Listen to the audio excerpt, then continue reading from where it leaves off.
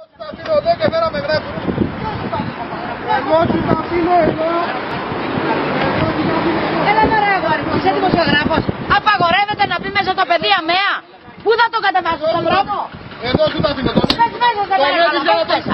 Πάρε την κάμερα και πες Άμα τον ελιτσάρουνε θα πάρει, δεν θα πάρει, το λέω. Μα την Παναγία. Μπες μέσα. Παρακαλώ, μέσα.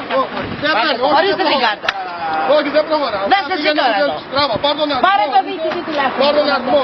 Εγώ θα πάρω το τούμπι, γνωρίζω όλη την αστυνομία. Εσύ για να μου κάνεις εμένα μαγείο, δεν θα μου κάνεις. Δεν πάω μέσα, δεν θέλω. Θα πληρώνουν και να φυλάς το Τσίπρα ή την πόρτα. Άμα τον ελιτσάρουνε δεν θα πάρετε χαμπάρι. Να περάσει μέσα.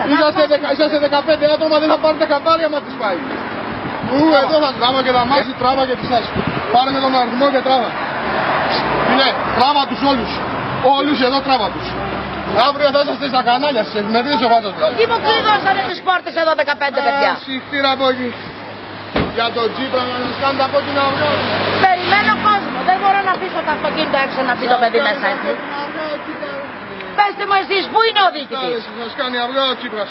Είναι ωραίο που σας τραβάει εδώ οι κάμερες. Τον εφυλάτε για να μην... Τι είναι αυτοί οι 15 άτομα και φυλάνε την πόρτα? Εγκληματίες είμαστε. Μα την Παναγία σου. Είμαι νόμιμος πολίτης, μπορώ να πάω μέσα στο αεροδρόμιο? Το έχετε ξεφτυλίσει. Το έχετε ξεφτυλίσει πια. Δεν βλέπω κανέναν επικεφαλή, βλέπω εγώ παιδάκια εδώ. Αιδία και δεν καλάτισε.